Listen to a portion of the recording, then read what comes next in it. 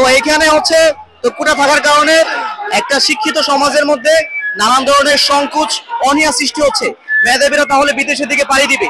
আর যদি কোটার মাধ্যমেই মানে দেশের সরকারি কর্মসংস্থানগুলো আসে, মানুষজন আসে, তাহলে তারা মানে দক্ষ লোক জনবল পাবে না এবং বাংলাদেশ উন্নতির দিকে না গিয়ে অবনতির দিকে যাবে।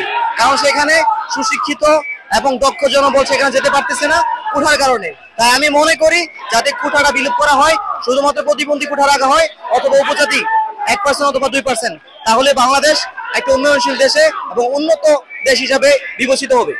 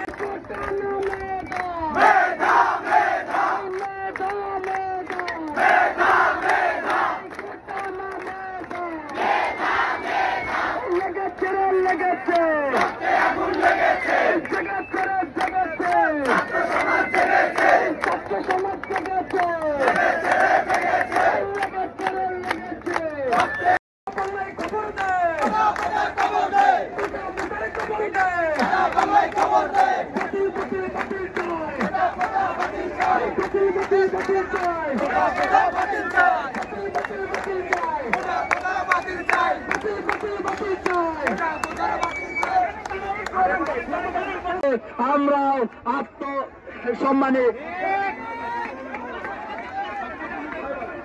আরেকটা মনে রাখবেন, আরেকটা কথা, এই যে ভুয়া স্লোগান যারা দেন, এই স্লোগান দেওয়া থেকে বিরত থাকবেন।